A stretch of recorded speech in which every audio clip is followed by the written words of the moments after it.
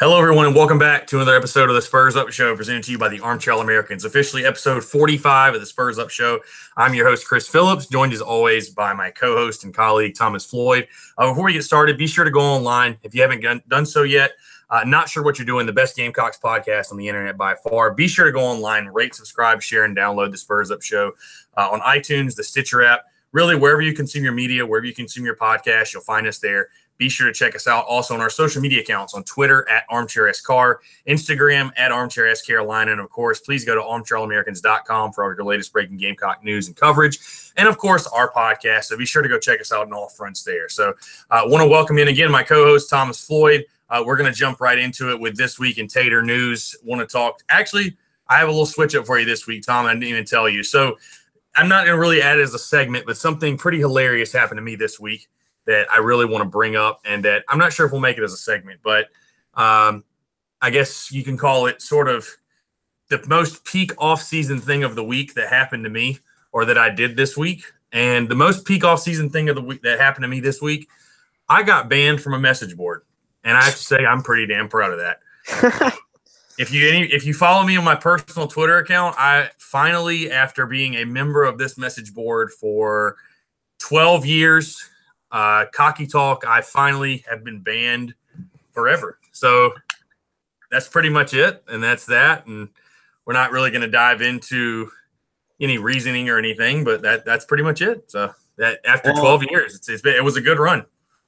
I mean, it's pretty hilarious that you're getting kicked off now of like any time, like especially the reason you got kicked off for, like it just pisses me off to think about. Like you were sharing quality content, and they basically said you go F yourself for it. Yeah, so for those that really want to know, I was basically going on there sharing the podcast in a forum or a thread type, whatever, if you will, whatever you want to call it. And basically, I had gotten permission from the moderators on the site before, who actually said they enjoyed the show and enjoyed the content.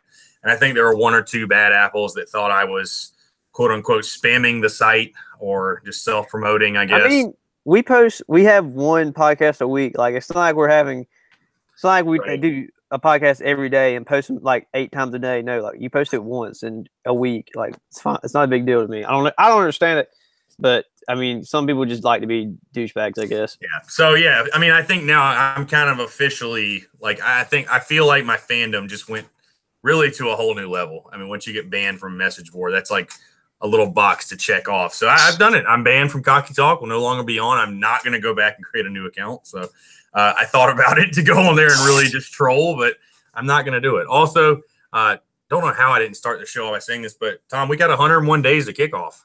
Boom. 100 days is tomorrow. We're going to kind of start breaking some stuff down, bringing some cool new content. Probably on the podcast more so next week. I want to make sure we take our time to make sure we're bringing the highest quality of content. But throughout our Twitter and social media accounts, we're definitely going to be posting every day, kind of counting down to kickoff. It's going to be a lot of fun. So kind of to get back to our normal segments. So This Week in Tater News, Tom, I'll let you start. So Brad I can't talk. Brad Crawford tweeted out today, this morning, that he said, "I'm picking South Carolina to cover the 30.5 in the opener versus Coastal. I remember when fans were wary of the 2013 game versus the 10-1 shots and the Gamecocks on 70. Say what you want about Opens historically, but this offense will have no issue lighting it up on September 1st. And Matt Tucker, I'm pretty sure he's responded to stuff we tweeted too, because he's literally I've seen him before. He has nothing to do but sit on Twitter and tweet back at Carolina stuff. He tweeted, "This is what happened. 1, South Carolina was good in 2013. You're comparing apples to oranges. 2, no way a new offensive coordinator shows off this playbook against CCU with UGA coming to town next week. Bet the house on CCU with the points." Okay.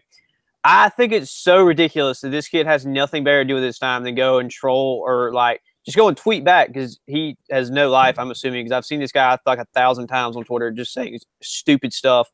And I don't think Carolina's going to cover the 30.5, and that's because the last 2 years we haven't really beaten the crap out of like not good teams like we should have. But I mean, I think with McClendon and the way the offense looked this spring, they have a lot better chance of beating them by 50, because Coastal also sucked last year compared to 2013 when they were garbage and we actually had a good year last year. But I just think it's so ridiculous that this guy has nothing better to do.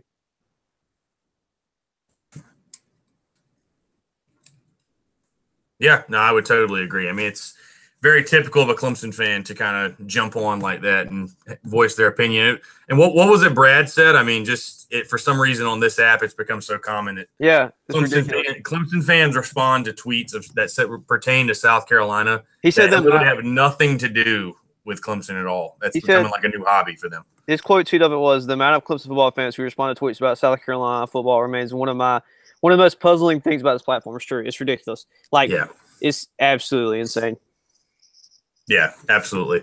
Yeah, so this week in Tater News for me is insiders. So basically, there was a column that was put out by Sports Talk SC, our friends over at Sports Talk, but basically a column written by a quote-unquote insider at TigerNet, I believe it was, basically saying that, with the Josh Belk saga, him transferring, that South Carolina in some way, shape, or form tampered with that situation, and I guess that has something to do with his transfer or something to do with, if he does go to South Carolina. So, Internet insider, somebody you've never heard of, putting out an article like that, it just, I think we're all insiders at this point. So I was actually going to tell you because, Tom, you replied to one of our followers this week about a recruiting question, basically saying you weren't an insider. I was like, no. Everyone's an insider now. Yeah. So, if you know anything about anything, you're an insider. If you know anything, literally about anything, you're an insider. So, and I don't know if you saw, but I put out a pretty hilarious tweet this week that basically, an insider for Clemson's, saying that South Carolina was messing with the Belk situation. And in other related news, there is a high volume of salt found in the water up in Pickens County. So, yeah, it seems like a little bit of saltiness. Definitely something that you would find on a Clemson almost fan board, if you will, from an insider. So I learned a little bit about insiders this week. So, well, the whole insider thing, when they all said that the entire reason that Belk was leaving because with his family stuff and the homesteading stuff is now just going to be complete bullcrap, considering he's going to be visiting Tennessee, Georgia, and probably Alabama. So they just think that nothing's wrong with Clemson. That's the thing that just drives me insane. Yeah. So it was pretty hilarious. Like I said, we had a ton of retweets and favorites on that tweet, and I mean it's just absurd. The Josh Belk saga, just continues to unfold. And I know that he actually met with, I don't want to dive too much into it because I think we broke it all down last week, but he actually met with Muschamp today. So we'll kind of have to see what, really what comes out of that. So anyways, overreaction of the week. I'll start off first. It obviously is inching closer to football season, which has me thinking that Jake Bentley is going to lead the SEC in touchdown passes. Yep. With all the shade that some will say we threw Jake Bentley a couple weeks ago, I think Bentley has a good chance to be one of the top quarterbacks in the SEC under a new system, and Brian McClendon and Dan Werner, I think, being kind of the new voice in his ear, being the quarterback guru. I know a lot of people will say Drew Lock, but I'm not 100% sold on Drew. I think he's definitely going to get his, but I think Drew Lock is more of a player that capitalizes on just terrible teams. Yeah. I mean, you look at last year in their opener, I think they beat Missouri State or Northwest Missouri or something. That was their 76-40 or something like that. And he threw 8 touchdown passes, and then the next week South Carolina completely shuts them down. But I think Jake Bentley, with all the weapons coming back, Debo, Brian Edwards, Shi Smith, Ortre, Jacob August at tight end, Casey Crosby. I mean, you just name it off, the running back tandem as well. I think if Bentley can take that next step, I think he's got a good chance. He could possibly lead the SEC in touchdown passes. So that's going to be my overreaction of the week. Yeah, I mean, I don't see it, but just because I don't think they're gonna. I think that they're gonna have a good running game this year, so I don't see him having to lead the SEC in touchdown passes like Drew Lock has to do for Missouri, or they're not gonna win a game. But my overreaction of the week is that either J.C. Horn or Israel Mukuamu, or however you say his name, is going to be all first team, all freshmen. And honestly, it just depends, like Jameis Williams last year, or Jemias, whatever his name is, how much they play. If one of them can get a lot of playing time, then I think they have a good chance. Because that's the only reason Jemias Williams got last year, because he played so much. But yeah, I'll take one of those two for all freshman SEC. Yeah, I think that's a pretty good take too. I mean, Jemias Williams, he made some big plays last year. I mean, really, he also got burned a lot. Yeah, I mean, he did. Now he got exposed a little bit, but I mean, I just remember coming to the top of my head. I mean, he had the huge pick in the Florida game, the big pick in the Mizzou game, and then you had the pick to end the game in the Florida game. I mean, I remember vividly him getting burned a couple of times in that game. Oh, T. Higgins made him Eat the dirt one time against Clemson, dude. Yeah. Still gives me nightmares. Yeah, I mean, he played like a freshman, but he Plus T. Higgins is 6'5" and Jemias Williams is 5'8". So yeah, the good news about hopefully J.C. Horn and both J.C. Horn and Israel McClamu is they won't necessarily have to be thrown in. No, because quite as badly as Jemias Williams was. Because I think right now, like Nick Harvey and Rashad Fenton are projected to be the corners in the outside with Keyshawn Nixon in the slot. Yeah, but yeah, absolutely. Yeah, it'll be interesting to see. But yeah, I like that take. I think definitely one of them. I could see it. All right, so yeah, let's move into some baseball. So the Gamecocks are in the SEC tournament. They finished up their regular season, taking 2 of 3 from the Texas A&M Aggies. You'll remember on the last show, we were coming to you a little bit later in the week, so it was after Game 1. South Carolina had lost to Texas A&M. They win the next 2 to win the series, really in kind of the same fashion they had done really to finish the season. They finished the season winning 5 straight SEC series. Gamecocks go into the SEC tournament last night, win Game 1 against Missouri 4-2, and I only watched 2 innings of it. The start time was delayed until 11:30 p.m. last night. They're playing 4 games in a single day. Had a rain delay, lightning delay, had a game go to extra innings. So the Gamecocks didn't get to start until 11:30 p.m. Eastern time, 10:30 Central in Hoover, Alabama. Gamecocks take on Arkansas tonight. We're recording this obviously live on Wednesday. And by the time you hear this, it could be Wednesday or Thursday, whenever you listen to it. But anyways, Gamecocks are taking on Arkansas tonight. And, Tom, it looks like it might be another late first pitch with their slight, early lightning delay this morning. I think they're saying the earliest the game's going to start now is 10 o'clock Eastern, barring hopefully that there will be no extra innings tonight or today, whatever. So, yeah, and it was actually just announced that South Carolina is going to start Logan Chapman tonight against Arkansas.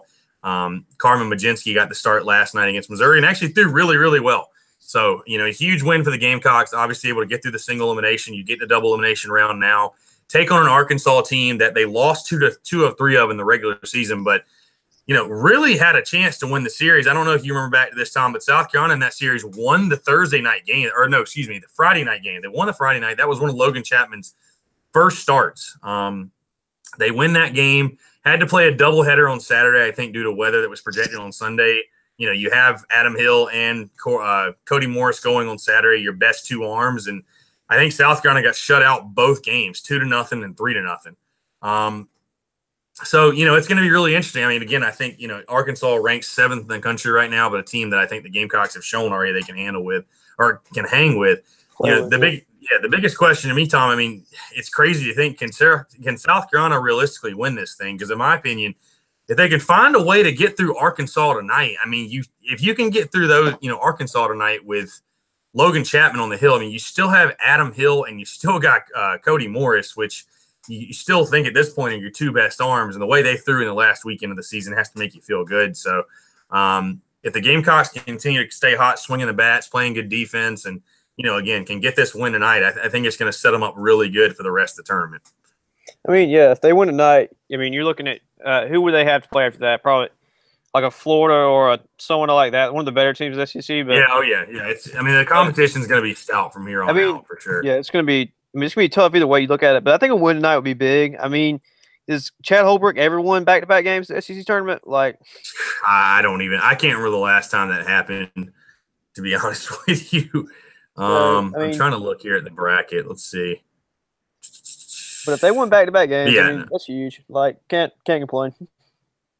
So South Carolina would play the winner of Game 7 today, which is Florida LSU. So South Carolina would play the winner. So, Florida's tough though.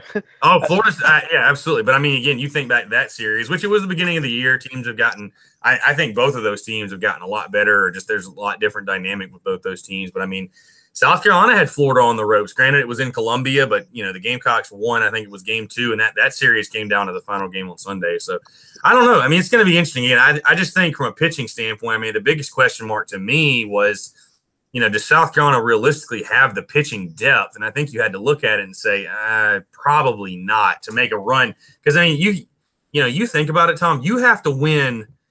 They've got to win. So they've already won a game. Let's not even count that one. You got to win tonight. That's 1, 2. This is if you didn't lose a game. 1, 2, 3, 4. You have to win 5 in a row to win the tournament, which is crazy.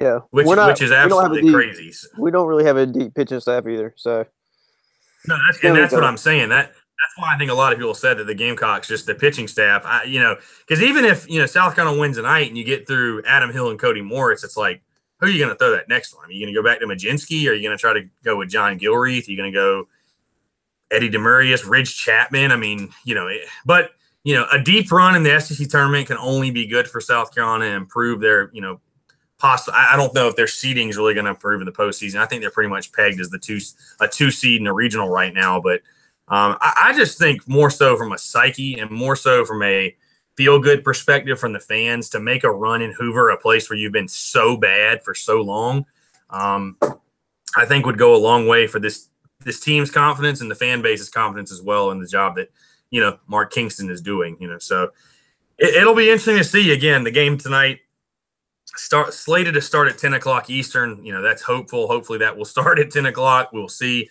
We'll be covering it all with you on Armchair, SCAR, all of our social media accounts. Check us out. Again, my apologies for last night. I literally was sitting there watching the game and just fell asleep in the second inning. So, that game, Tom, did not end until 2:38 a.m. last night. So I don't know that many were up watching it, to be honest with you. Yeah, I definitely was asleep. Yeah. So we'll have to see what happens. So moving over to basketball, because some big news in basketball this week, Tom. Chris Silva returning for his senior season. Thank God. I think it's a huge – yeah, no, absolutely. Talk about what you think it means for, just moving forward for Frank Martin in the 2018-2019, Gamecocks team. I mean, he's a great player, especially if Bowen doesn't come back. It was gonna be a tough year if we didn't have him and Bowen next year, but could make a run next year with him at the helm. Yeah, no, I totally agree. I mean, I think he's got a chance to be one of the best big men in the SEC, and not just the SEC, but the country. And I definitely think he's still got some stuff to work on too, because as good as he was last year, I mean, he still has spurts where I think he forgets what a foul is, and he gets in serious foul trouble. So, it will be. He played organized basketball for what, No, that's a good point. No, you're right. I understand that for sure. But he's a huge piece for the Gamecocks to get back because, like you said, Brian Bowen, the uncertainty of what he will do, he has until May 30th to decide on his future. I'll ask you, Tom, if you were Brian Bowen or if you were advising Brian Bowen or if you're family to him or whatever, I mean, do you really – what do you think he should do? I mean, because it is a tough decision because, I mean, if you come back – and you're deemed ineligible, you just have to sit out another year of no basketball.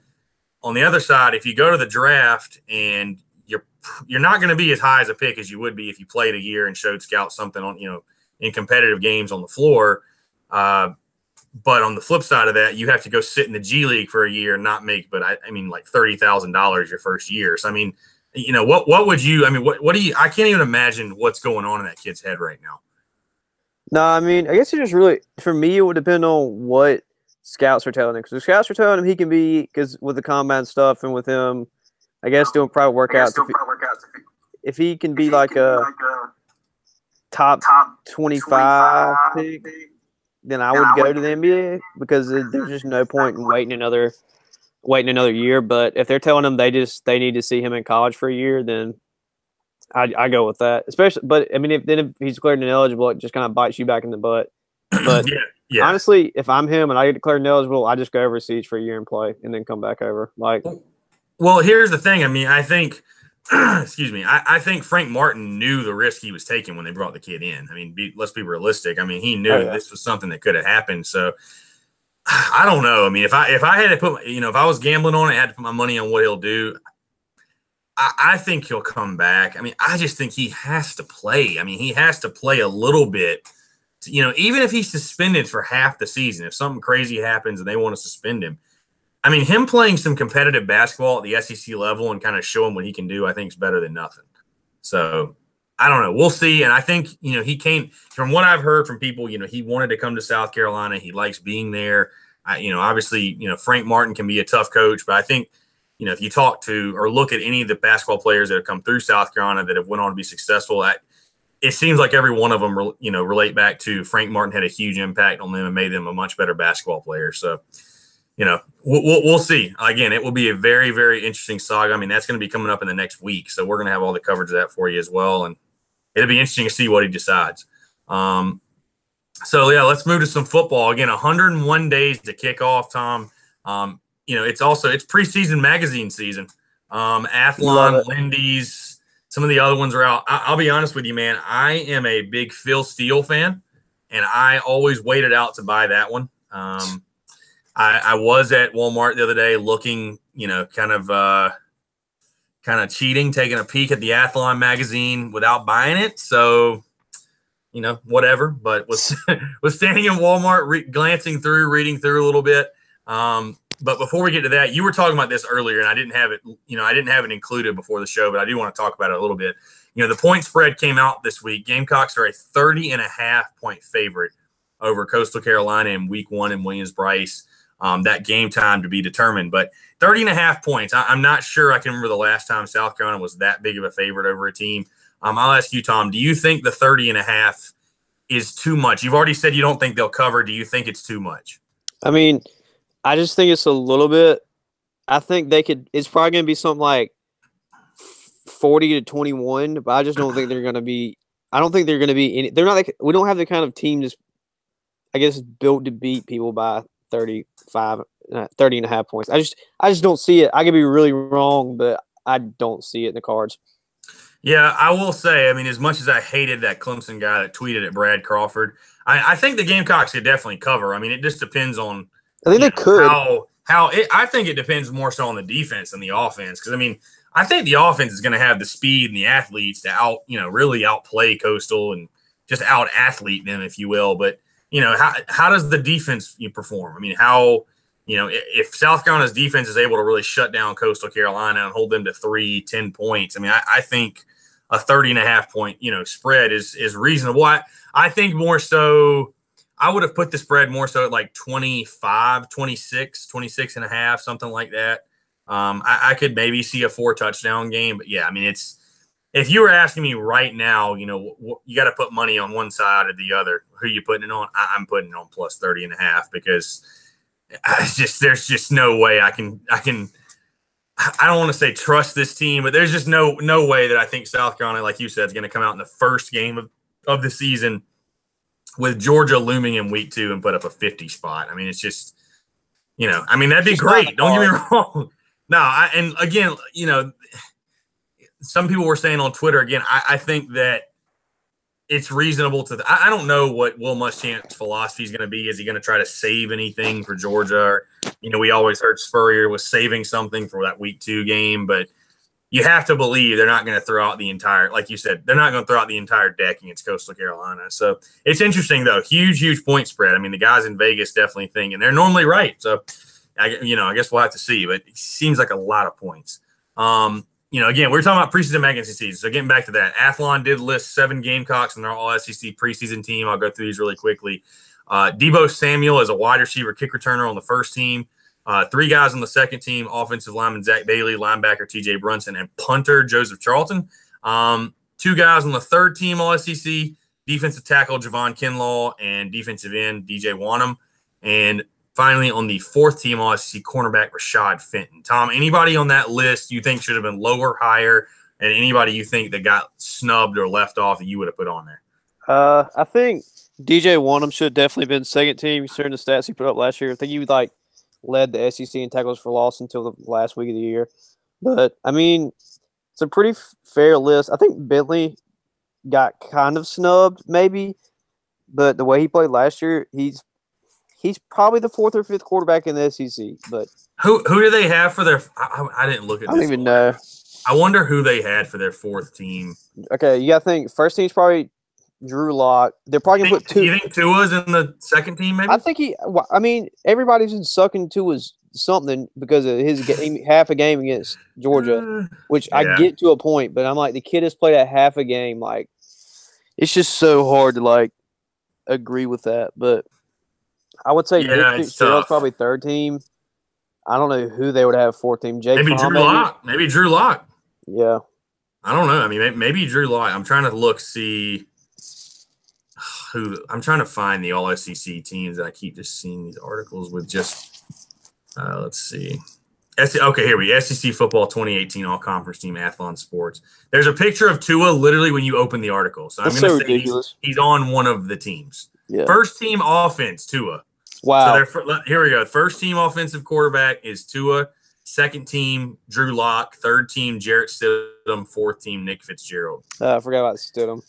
I mean, I can't like argue that Jake Bentley should be in the top 4 there, but I agree that I agree with you that I know he's a good player, obviously, but the height for Tua is insane. The fact he played 30 meaningful minutes. And he could come out and just crap his pants and like just not play the same. And it's like he did have a bad pick and took a sack on first down in the Yeah. He played like a freshman. He did. He did. So looking through, I'm just kind of trying to see now the you gotta love it. Very high praise for Debo being a first-team All-SEC wide receiver. I mean, again, I think him being healthy. Yeah, I definitely think he can be there. It's just, he's elite. He's an elite player. Zach Bailey getting second team. Andrew Thomas from Georgia got first team over him. I mean, it's flip a coin, I guess. You can kind of argue either way. Bailey's pretty good. I think he's going to show out this year at guard too. Yeah, I definitely think, looking at defense, Javon Kinlaw is going to be a guy that is an all-SEC guy. He's going to be a monster this year. I mean, I just think of him with like another year of conditioning and strength training. I mean, he was already huge, and you see those pictures of him on Instagram, like with his shirt off and stuff. I mean, he's a monster. Yeah, that's one guy you don't want to get a fight with. No, I would not want to have to block him. Other than that, though, not a ton of other arguments, but yeah, it'll be interesting to see kind of what the media says about I'm very intrigued to see actually what the media says about the all-conference teams, especially at quarterback. I mean, yeah, I think Jake Bentley's just going to need another year. He's going to have to take the next step. I just think he was a little too inconsistent last year. I mean, again, I think we said this before, and it's, God forbid somebody, says we're knocking Jake Bentley, but his numbers last year were Blake Mitchell-esque, in my opinion. I think they really were. I mean, as much as people don't want to hear it, they were very Blake Mitchell-esque. So a lot of touchdowns with a pretty good number of picks. So he played like an average quarterback. And again, that was under a Kurt Roper system, a system that was very predictable play calling, was no rhythm, no tempo. That's going to be a lot different this year. So this is a big year for him. We're going to see. Anyways, moving on, more stuff, Athlon. So, I've been obviously getting all the football, talk I can get, all the football, this is kind of, again, the offseason, Tom. You're looking for any football coverage conversation, kind of getting in the conversation. Athlon has a podcast called Cover 2. Basically said the Gamecocks, they were talking about their most underrated, overrated teams, or overhyped, if you will. They mentioned the Gamecocks as being the most overhyped team in the SEC this year. They thought they were overhyped for saying they were going to finish second and challenge Georgia for the East. Your thoughts? I disagree because I'm a fan, but I can objectively see where they get that from, considering how good everyone thinks South Carolina's going to be next year. And South Carolina did have a lot of close games, and they didn't dominate Florida and Tennessee the way they should have. But again, it's under a cover-upper offense, and I think with McClendon being the offense coordinator this year, it's not going to be nearly the same thing, and I think they're going to be putting up a lot more points. Like, we held Tennessee to 9 and almost lost because we just couldn't score. Yeah. I mean, it definitely is a little scary, just because I remember specifically being on our podcast and, writing our articles talking about how good I thought the offense was going to be. I mean, I thought the offense was going to be clicking on all cylinders, scoring 30 a game. I mean, after granted, a little unfair, again, the two factors, the Kurt Roper effect, but also when Deebo Samuel goes down in week, 2, 3 of the season, 3. I mean, yeah, when it goes down week 3 of the season, I mean, that completely changes your offense. So, yeah, if he can stay healthy for the entire year, God forbid, knock on wood, I mean, it's going to change that South Carolina offense. I'll tell you the team that I don't understand, Tom, that's getting a ton of love is the Florida Gators. They are getting a ton of love from people, basically just saying, Dan Mullen's going to turn them around sooner rather than later, they're going to be the biggest challenger to Georgia. I mean, they don't have a quarterback. No, who's going to play quarterback for them? And they're losing all the defense players they had that were off of Muschamps teams that were just straight goons. My most overrated team is Georgia because I just don't think they're going to be as good as everyone acts like. But I don't know. I mean, that's fair. I mean, somebody actually, I think I heard somebody actually say that in the sense that, I mean, are they really going to be that great again? I mean, I know Georgia's they should be the pick to win the East, and they maybe should be the pick to win the SEC. But I'm intrigued. I am very, very, very intrigued to see how Jake Fromm does this year because, you know, last year again he played fantastic as a freshman. He didn't play like a freshman, but he was able to lean on Nick Chubb, Sony Michel, that running game, some other playmakers around him. And you know, we've all heard of the sophomore slump. We've all heard of that.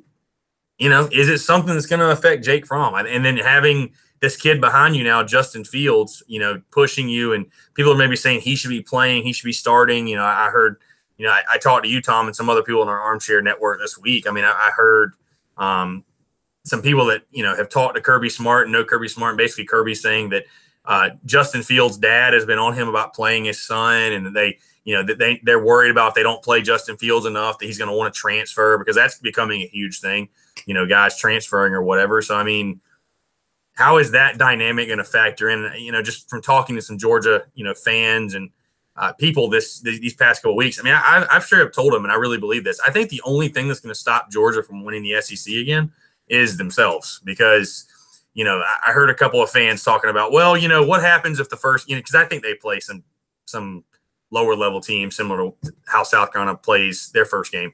Anyways, basically saying, you know, what if Georgia goes out and Jake Fromm and the offense go 3 and out, 3 straight drives, and then Justin Fields comes in and, you know, throws a touchdown pass, or, you know, goes down and scores a touchdown, and they, you know, do you take him out or leave him in? Like, who do you start week 2? And I'm like, that scenario you were talking about is literally the best case scenario in all Gamecock fans' mind. Like, that would be the perfect storm. Like, the last thing Georgia needs is a quarterback controversy coming into Columbia week 2. I mean, it's just, you know, and so I don't know. I'm intrigued to see how it's all going to work out, how the dynamic's going to work out. Again, Georgia lost a ton on defense, but again, going back to Florida, I just think to go ahead, and I know Dan Mullen's a good coach, but I mean, you got to have a quarterback. I mean, Felipe Franks, is he the answer? I mean, no, their quarterbacks are pretty just terrible. I'll be shocked. I will be floored if Florida finishes ahead in the SEC East ahead of South Carolina. Yeah, I'd be floored. Too. And it's not even coming from a homer perspective.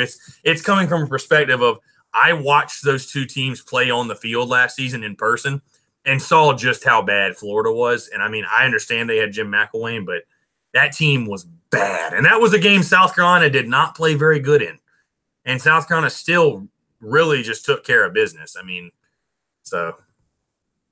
Yeah, I mean, I don't think Georgia's going to be that good, because you lose Roquan Smith and you lose Nick Chubb and Sony Michel, who's all been at that school for 1,000 years. It seems like I just don't get how, and I get they had a great freshman, a great recruiting class. I mean, but those kids, you don't replace Roquan Smith, you don't, and it's just, I just don't get it. And then it's just when you lose a player of that quality, when you lose guys of that quality, you're gonna feel it. Yeah, I don't care what team you are or how good your freshmen coming in. Here's the thing.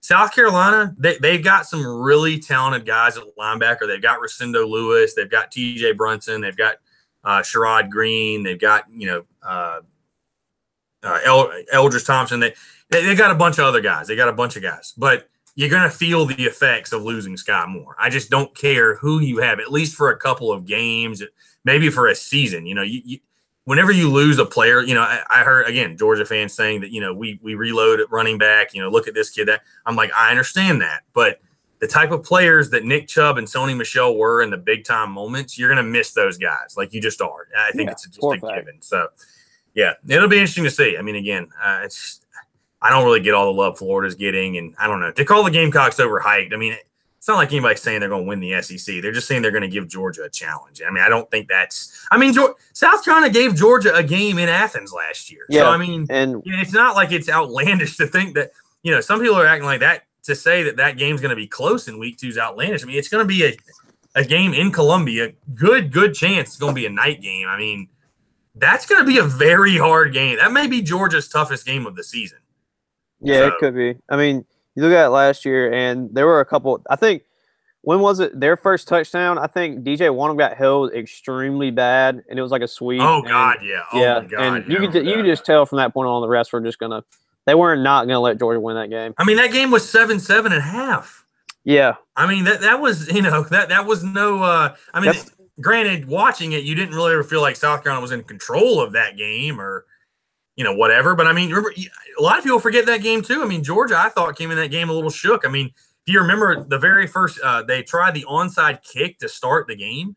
And, I mean, South Carolina, God forbid, if they had an offense with a pulse, you drive down the field, score a touchdown, or even get a field goal. God forbid a field goal there. The momentum completely shifts. But South Carolina unable to do anything. The Kurt Rober conservative offense, I think they went 3 and out or kicked a field goal and missed. And, I mean, you could just feel the air come out, deflate out of the balloon basically with South Carolina. But anyways, I don't know. I think that's going to be a very, very tight game. And I would 100% say that South Carolina's the biggest challenger to Georgia right now in the SEC East. I'm just not jumping on the Florida train right now. I mean, Dan Mullen's a good coach. I think he'll eventually get Florida turned around, but they've got a lot of stuff to work out. Yeah, they do. It's going to take a while. Yeah, absolutely. So, yeah, that's pretty much going to wrap us up. Little post show for you because some stuff's been happening this week, and I kind of want to touch on it, Tom, a little bit. Some big news this week is SEC country, diehards, and land of 10 or no more. I don't know if you saw that, Tom. We've been talking about it a little bit in our armchair Slack channel or whatever, but huge news. So I mean, SEC country, SC. I honestly, Tom, would love to get Hale McGranahan. I think that's he's great. He does a really good job. Yeah, he's great at what he does. I don't know if he listens to this show, but Hale, if you'd like to come on the show, I'm probably going to reach out to him anyways. But, yeah, would love to get him on the show and kind of get his thoughts and see exactly what happened. And again, like you said, those are guys, they always give great coverage, always bring especially really good recruiting coverage. So, yeah, it'll be interesting to see anything new this week. I guess you're not in school anymore. So no, I guess now you're just sitting around waiting for college football now. Pretty much that and working, doing big things. Yeah, absolutely. So, yeah, again, that's pretty much going to wrap us up. Not much to talk about in the post show. Stay tuned. We're going to have, again, a ton of stuff coming. Tomorrow is officially 100 days to kick off, 100 days of Gamecock football being back. So, obviously, everyone's excited.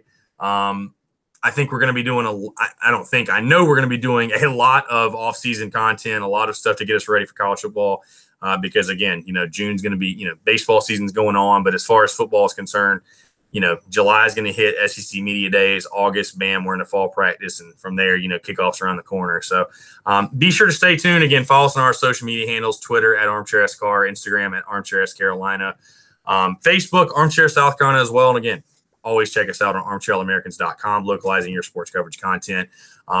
So with that being said, I think we're wrapped up here. So for Thomas Floyd, I'm Chris Phillips. We appreciate you guys listening, and we will catch you next time.